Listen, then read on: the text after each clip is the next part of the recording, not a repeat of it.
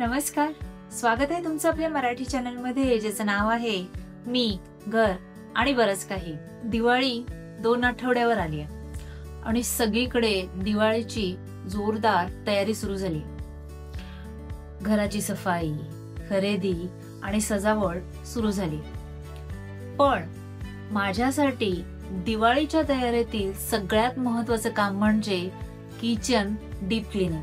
कारण दिवसाचा अर्धा अधिक वेळ आपण किचन मध्येच घालवतो आणि मला असं वाटतं की घरातील पॉझिटिव्ह एनर्जी ही स्वच्छ किचन मधून सुरू होते. म्हणून दिवाळीपूर्वी मला किचन स्वच्छ करायचंय. चला तर सुरुवात करूया आजच्या व्हिडिओला. सफाईला सुरुवात करण्याआधी मी दुपारचं जेवण बनवून घेतलंय. कारण एकदा सफाई सुरू केली की सगळं सामान बाहेर येतं आणि स्वयंपाक करणं शक्यच होत नाही. मी सफाईला सुरुवात नेहमी थोडं प्लॅनिंग करूनच करते. सगळ्या शेल्फ्स, ड्रॉवर्स, अप्लायन्सेस यांची यादी बनवते. कोणता भाग आधी, कोणता भाग नंतर साफ करायचा आहे ते ठरवते. त्यानंतर एक क्लिनिंग कॅडी तयार करते. Gloves, microfibre cloth, vinegar spray, baking soda, dishwash liquid आणि एक चांगलं म्युझिक. कारण म्युझिक लावून सफाई केली तर थकवा कमी वाटतो आणि मूडही फ्रेश राहतो.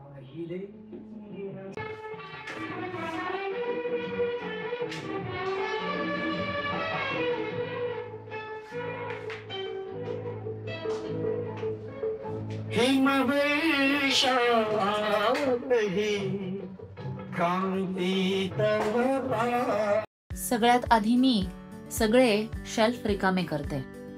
सगळे कंटेनर्स, डबे बाहेर काढते. हे काम थोडं वेळ खाऊ असतं, पण सुरुवातीला नीट केलं की पुढची सगळी सफाई सोपी जाते.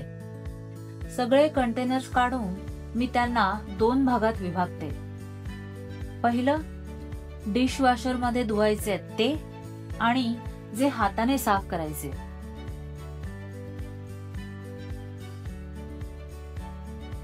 त्यानंतर सर्व शेल्फ लाइनर काढून त्या स्वच्छ धुवून वाळत टाकते आणि मग सुरू होते ऍक्च्युअल सफाई.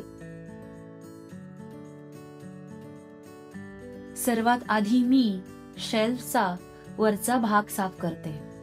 कारण तिथं सर्वात जास्त धूळ आणि तेलाचे छोटे थर साचलेले असतात. शेल्फचा वरचा भाग नीट स्वच्छ झालाय.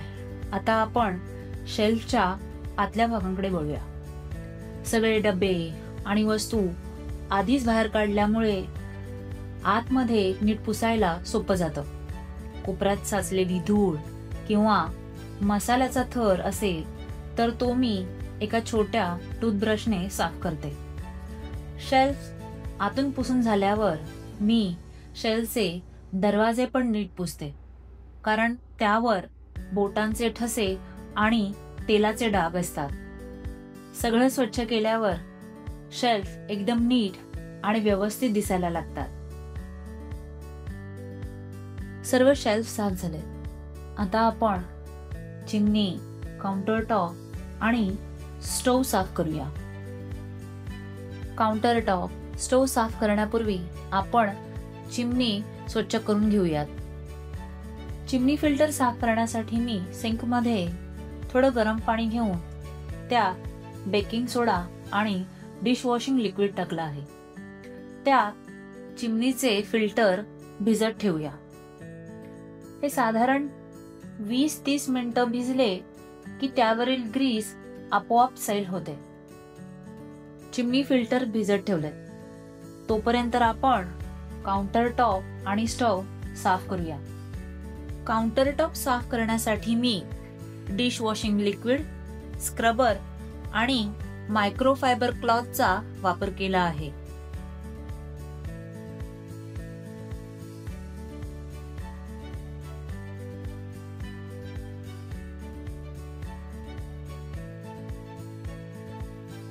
या वेळेला मी किचन 2 भागांमध्ये साफ करत आहे. पहिल्या दिवशी मी शेल्फ, कंटेनर्स आणि काउंटर टॉप साफ करणार आहे. तर दुसऱ्या दिवशी इलेक्ट्रॉनिक अप्लायन्सेस आणि फ्रीज साफ करून फायनल टच देणार आहे.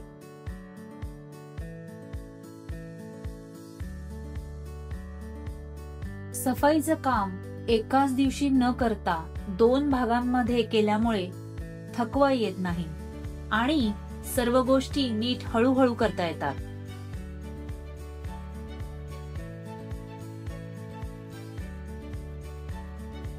काउंटर टॉप साफ झाला. आता आपण स्टव साफ करून घेऊ.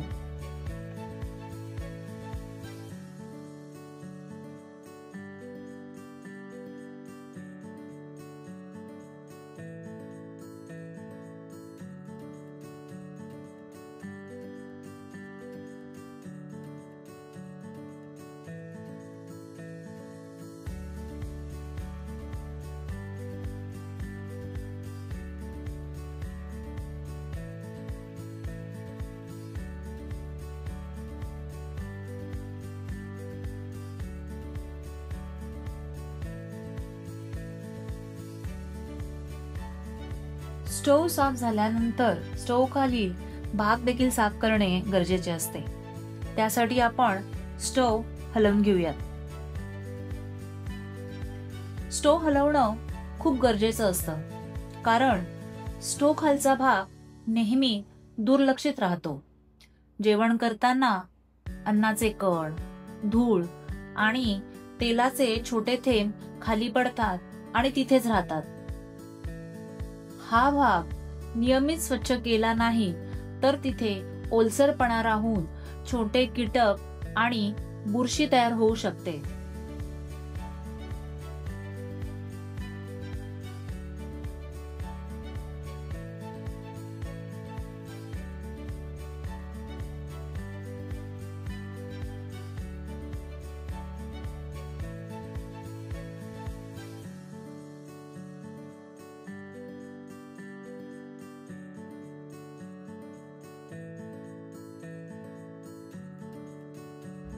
आपण वरचा भाग कितीही चमकवला, साफ केला तरी स्टोव खाली घाण निघाली नाही तर आपली सफाई अधुरीच राहते. स्टव आणि काउंटर टॉप साफ करत असताना चिमणी फिल्टर्स पण भिजले. आता पाणी पूर्ण थंड होण्याआधीच त्यांना ब्रशने घासून साफ करूया.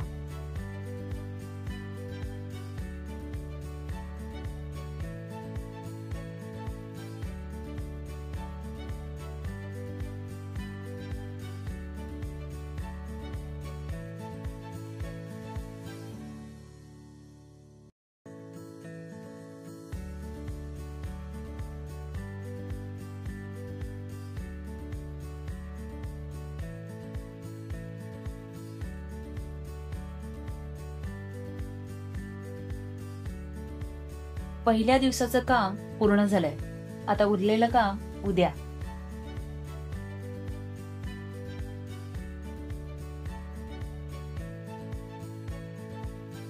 पहिल्या दिवसाची कामं पूर्ण झाली आहेत आणि मी साफसफाई इथेच थांबवतीये, कारण माझी मुलं शाळेतून यायची वेळ झालीये. तर मग भेटूया उद्या. आज दुसरा दिवस आणि आजचं काम थोडं हलकं आहे, कारण सगळी स्वच्छता कालच झाली आहे. आता आपण नीट सगळं परत जागेवर ठेवूया. सर्वात आधी शेल्फमध्ये शेल्फ लायनर लावूया. काल धुवून वाळवलेले लायनर्स आता एकदम कोरडे झाले आहेत. शेल्फ लायनरमुळे शेल्फ जास्त काळ नीट आणि स्वच्छ राहतात. आता सगळे कंटेनर्स रिफिल करूया. जे मसाले, डाळी, तांदूळ, साखर असेल ते सगळं भरूया. कंटेनर्स रिफिल करून ठेवलं की जेवण करताना काही शोधावं लागत नाही.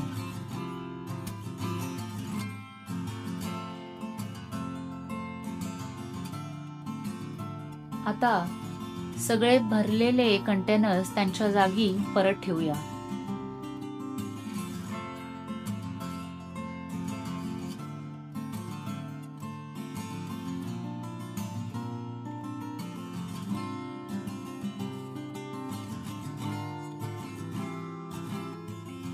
मला नेहमी वाटतं की रिफिल केलेले आणि नीट मांडलेले कंटेनर्स पाहून सफाई करत असताना आलेला थकवा निघून जातो.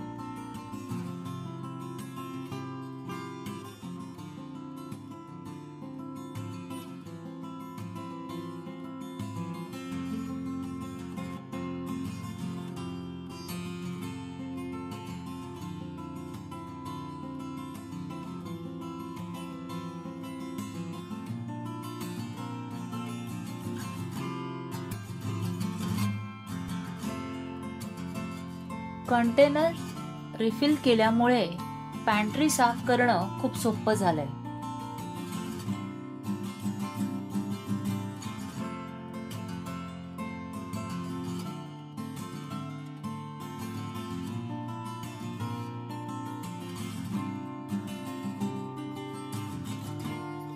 पॅन्ट्री साफ झाल्यावर मी एक्स्ट्रा ग्रोसरी पॅकेट्सवरील एक्सपायरी डेट चेक करते आणि पुन्हा सर्व ग्रोसरीचे पॅकेट्स नीट रचून ठेवते.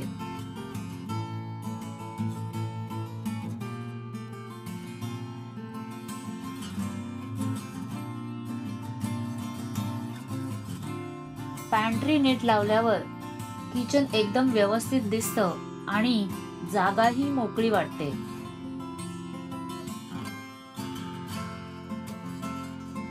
आता आपण इलेक्ट्रॉनिक अप्लायन्सेस साफ करूया. Mixer, oven, air fryer, toaster हे सगळं एक एक करून प्लग काढून पुसूया. अप्लायन्सेस वरचे बोटांचे ठसे आणि डाग काढल्यावर किचनला खरंच शाईन येते.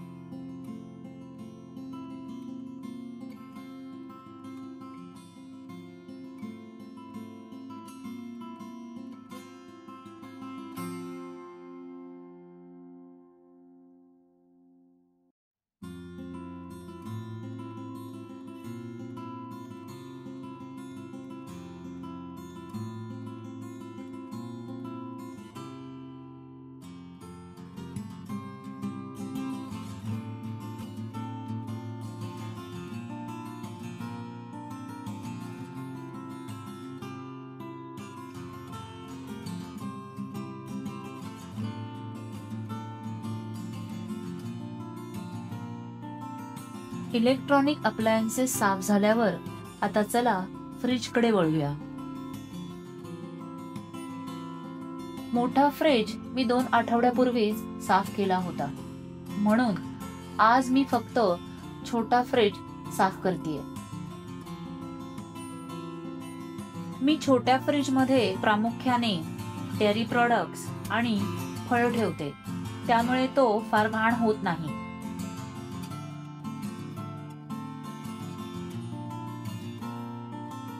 जिथे ओलसरपणा आणि डाग आहेत तिथे हलक्या हाताने पुसूया.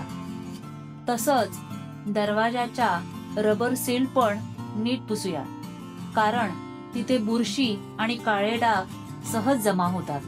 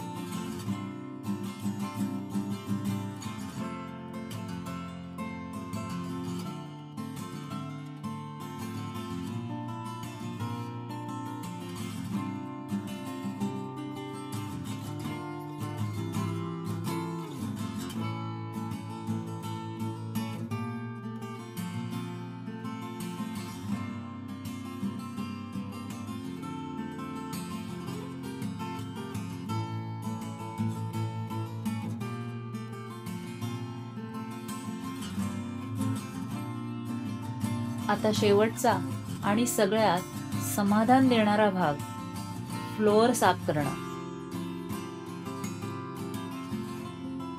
सगळं वरचं साफ झाल्यावर आता झाडू मारूया. नीट झाडून घेतल्यावर मॉपिंग सुद्धा करूया. मॉपिंग केल्यानंतर सफाई पूर्ण झाल्यासारखी वाटते.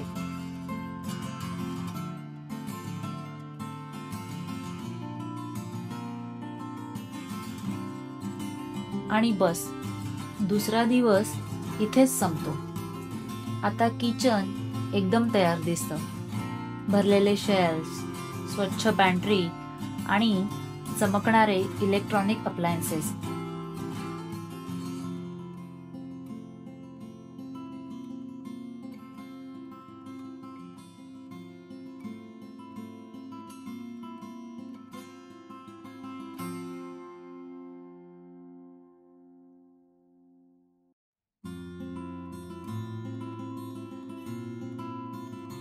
ही सफाई थोडी थकवणारी असते, पण सॅटिस्फॅक्शन मात्र सगळ्यात जास्त मिळतं.